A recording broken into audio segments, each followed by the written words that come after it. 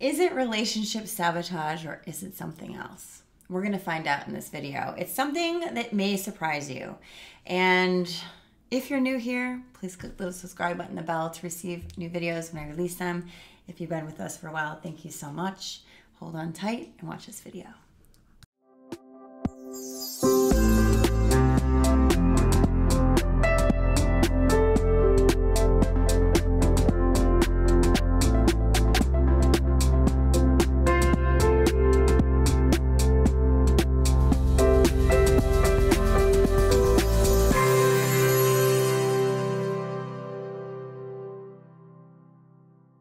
Hey everybody, welcome to my channel. Today I've got an interesting topic that comes from my inner work class, and this is it relationship sabotage or is it something else?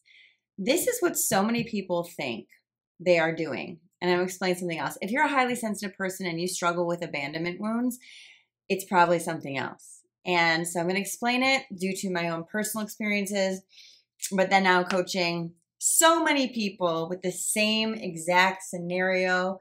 Maybe there's some differences, but it's the same ending and the same beginning. I want to dive into this. So before I begin, I did just put the finishing touches on inner work level 2. It's called abandonment wounds and trauma bonds. That is all we're talking about. And I want to tell you what the topics are. It is going to be 8 weeks, and I'm only taking 3 people. And it starts July 5th for 2 months, right? For 90 minutes each Wednesday, 10 a.m. Pacific time, 3 people and me. Intense group coaching, right? It's not intense, but it's very sacred. It's very connected. So we're going to go over the abandonment wound, why we have it. So I'll explain it in this video too, because this is why we think we're sabotaging, is it creates a huge unworthiness wound. It also creates brain freeze, which makes us not remember memories for multiple reasons. And there's an issue with vulnerability. Then we go into unworthiness from start to finish. The first trauma bond you've ever had and why that dysregulates your nervous system, what to do about it. External search for worth, trauma bond from start to finish, the awareness of it, so you can literally sniff it out from your body. Withdrawal symptoms that will happen and how to shift that easily and more quickly than normal. Healing self-abandonment, which is what I'm going to talk about in this video. And attuning to self, no longer being a match to the inconsistent love, to the conditional love that you're used to. So let me talk about this. Is this relationship sabotage or something else? You think you're sabotaging because you have enmeshment wounds, but also abandonment wounds. You're afraid of being too close. You're afraid of intimacy. You're afraid of them leaving. You cater to them, all the things, and you feel like you're leaving. You feel like you escape. You feel like you're sabotaging this relationship with blah, blah, blah, blah, blah. That's not really what you're doing. This may be surprising to you, but as someone who used to do this, and then discovered what was really going on, and then was so happy with herself for actually going through the scary, scary, scary stuff, to realize that it's actually really mandatory. What's truly happening is, until you've healed your deep abandonment wound to self, because when we're abandoned as children, we learn to abandon ourselves like we were as children. So we abandoned our inner child long ago. We traded in for external validation, for external seeking. We traded in for an ideal version of self instead of real version of self. So part of our inner child is always still abandoned, even though we've learned, because we haven't done the inner child work. And so you will have no choice but to sabotage relationships that your inner child thinks you'll either leave yourself for, compromise for, or love more than you love you. Your inner child is basically forcing you to have a sacred bond with him or her before you have that with other. Yes, that's what's happening. So it will push up against, you'll start having weird doubts.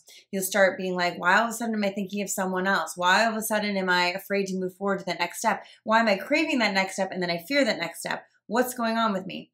What's going on with you is your inner child is saying, excuse me, unless I am number one with you first, the chosen one, live with me alone for a while, learn me again, reclaim me, reclaim my desires and my habits and my hobbies and my gifts. If you don't do that first, some people ask me, can I do it while I'm in a relationship? I'd like to say yes, but you're going to need a lot of space and time. And here's what happens to most of my highly sensitive clients that try to do it while they're in a relationship. Reconnecting with inner child while in a relationship, it doesn't really work because you naturally have learned to compromise for other, to fall into other, to live for other. So it's going to be really hard. You're going to have all these issues with like enmeshment, abandonment, and fear, guilt, all this stuff if you're with other, because your natural way is to go to the closest person to you or the more dominant person to you, which needs to be you. So I suggest doing a long distance relationship if you need to be in a relationship, or live alone. Don't live with this person for at least 6 months while you're trying to date yourself, fall in love with your inner child again, and be one with you. Be your own bestie. When I was teaching my inner work group today, the women were like, be my own bestie, self-partner. I was like, right? Sounds foreign, because you were taught so many years ago that that's not, you don't deserve it and it's not safe.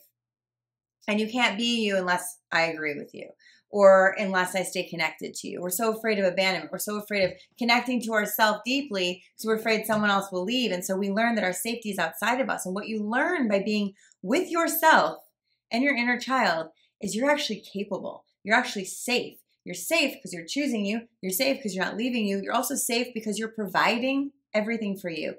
The last piece of this providing, yes, you have to provide financially for yourself so you don't have to depend on others. You have to provide mentally and spiritually and physically.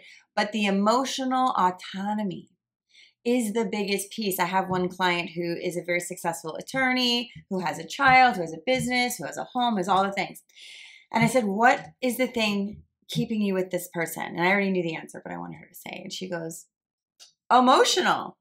Because most of us, until we do this inner child work, we don't trust ourselves to line up with ourselves, because we, for so many years, did really, really good at lining up with other, because we need them to be okay so we can be okay.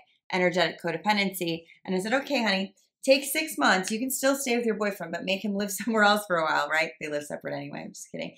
And really start to choose you for 6 months and see if he lets you do that, because that means that's a good partner who lets you be in your power, right? Who wants you to be in your power. Toxic partners don't want you to be, because they want you to be lined up with them, right? So try this for 6 months and just be emotionally there for you. She says, well, I go into all these old patterns. I said, of course, because that's what you came from. That makes sense. But what I want you to try instead is be with those old patterns, and instead of judging them and making them wrong, say, of course I'm doing that. That's what I'm used to. And now I'm going to try something new. So we shift our pattern out loud. And so the whole point is, am I sabotaging? You might not be doing it for the reasons you think, because there's something wrong with you or you have issues with intimacy. You're probably doing it because you're lacking that intimacy with inner child first. And your wise God inside your inner child will not let you have a consistent, healthy relationship unless you're super consistent and healthy with you first. You with you, my friends. So dive in and try that. If you're interested in my inner work level 2, please check out the link below, or make sure you're on my newsletter to find out about it. Level 1 also starts in July 3rd. So level 1 is inner child work from start to finish. Level 2 is abandonment, wounds, and trauma bonds. Do you have to do level 1 to do level 2? No, but you do have had to either done my emotional rehab class, coached with me, or done your own extreme inner work to really understand what trauma bonds are and all the things that we're going to be discussing that I mentioned. So if you're interested, links are below. I love you guys. Please share this video with at least one person you think it would help. I will see you very soon.